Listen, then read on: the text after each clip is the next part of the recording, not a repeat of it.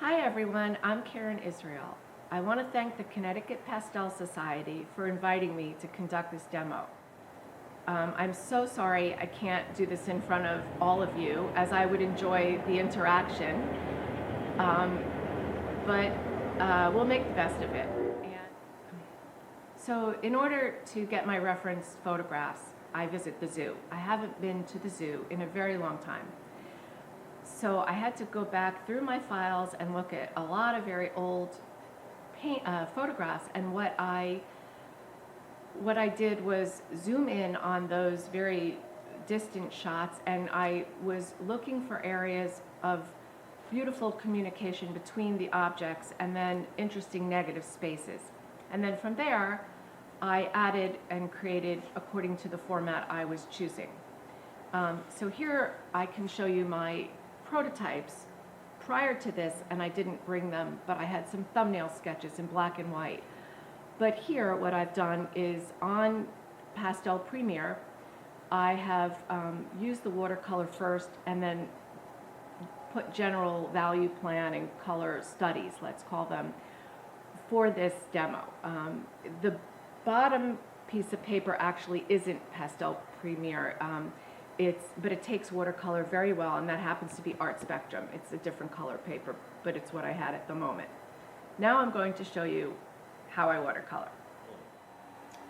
Okay, so here I am at my easel, and I have on Pastel Premiere the drawing. For the purposes of this demo, I've kind of designated my darks, my midtones, and my lights, which is the paper, and I'm going to use the watercolor to quickly fill in value. And this is dioxazine purple, in case anyone cares. It's a good dark in a watercolor. And what I'll do is I keep the paper vertical. I've taped it all the way around the edge, just in case I get real watery. I don't want the paper to buckle too much. It will dry, and I've just picked up another blue. I forget what color this is, but and I start putting other colors of the same value, just like I would with pastel, into my dark areas. Sometimes I go right through their legs, you know, because I'm always knowing that I can cover anything with pastel. So I'm not too fussy or worried about keeping my drawing. As a matter of fact, I sometimes enjoy losing the drawing so that I can go back over. And I'll show you what I mean here. Like maybe there's a leg there, so I added water, and I'm telling myself that, okay, there's legs that are going to come down, but they're not exactly as dark as the negative space. So I'm just filling in here some more. I'm just trying to get all this negative space filled up, and now I'm relaxing into it. And if I drip, again, it doesn't matter if the drips go into the main body of the subject. It's all right, because it can all be covered. I like making a lot of chaos so that when I go to actually use the pastel, then I can make calm, slower decisions about what I want to do with color and value. I did tape the paper all the way around so that the paper doesn't buckle. It's tag taped so that the paper is actually to the very end, which is important because you want to be able to work well off the paper just like that. I want to come way off on all the ends just so that I'm not kind of stuck with, oh dear, I wish I had put watercolor there. And I'm using both the prototype and my photograph. Sometimes I work from a black and white photograph. So here's a drip and into the area. If I think the drip will help me, I'll let it drip. If I don't want it to drip, I dab it. And watercolor will always dry way lighter than you expect.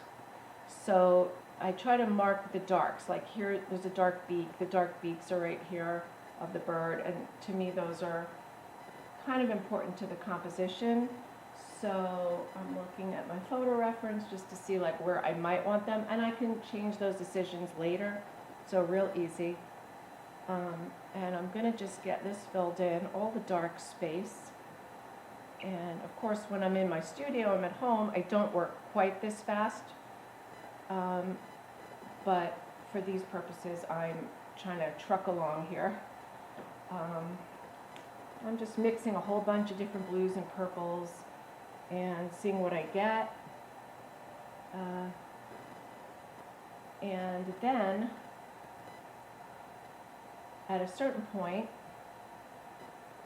I'm going to work on the mid-tone. So actually, I'm attacking the darks, I would say, which is how I work with pastel as well. I usually, not always, but usually go right for the dark values. So I set that in so I can see then how I want to relate the rest of the value of my painting. I think I'm probably going to crop the painting right at this level up, but I had the paper, and my feeling is if I have the paper, use it and see if I like it. I can always cut the paper later.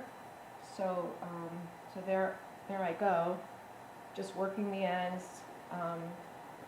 But I have the feeling I probably will crop the painting right down, right at this level right here.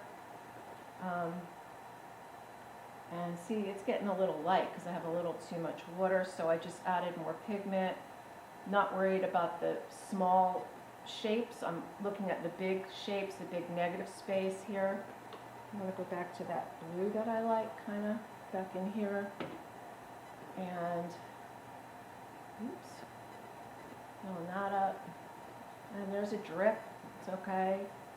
I'll dab at it.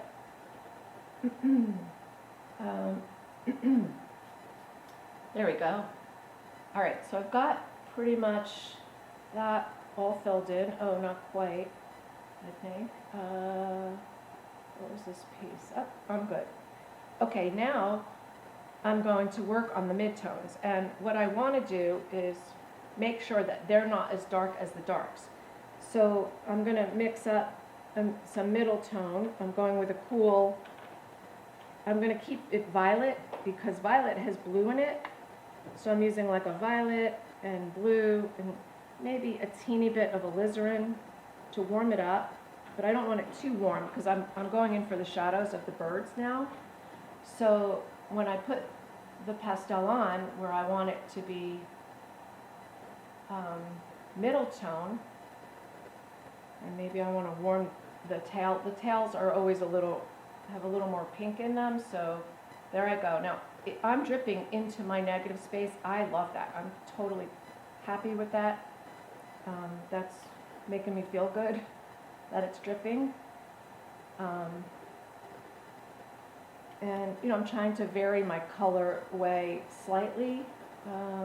Confused about what this is. Oh, it's the bottom of the bird. Okay, so here I go. Mixing up a lot. This is still all middle tone. Hopefully my values will dry true to the way I need them to be, you know. We'll see. And then what happens is if something dries too light, I can always go back and make it slightly darker, or if my background isn't dark enough, where in places like it's not dark enough there, I can tell already. Once it dries, I'll hit it again just to get the right value in if I feel I need to. So it's all kind of fun and no worries. So here, it looks like a total mess when I get done. It's not really pretty, which is exactly what I want. I don't want it to be pretty. I just want to get the shapes in. So let's see.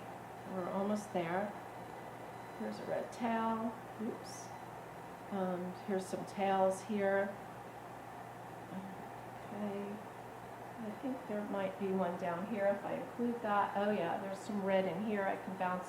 Oops, look, that was cadmium. Oop, that's okay. It's fun. What else do I want here? What am I missing? Okay. So another little trick you can do with watercolor is I can pull from what I already have. So this is a mid-tone. I can kind of connect that, not keep adding pigment if I don't want to keep adding pigment. So maybe like for this bird, I'm going to pull the negative space up in here just to get that going. And all this is pretty much all there is to it. And what I'm doing is wherever I know it's going to be slightly lighter, that's where I'll leave the lights as best I can. So all in here, I can pull in a little. If I want to cool it down, I'm pulling in the blue into this area. Okay, and now I'm ready to put pastel on this once it dries. And so for the final part of the demo, I'll be taking the other prototype, and because it is already dry, and getting right started with pastel.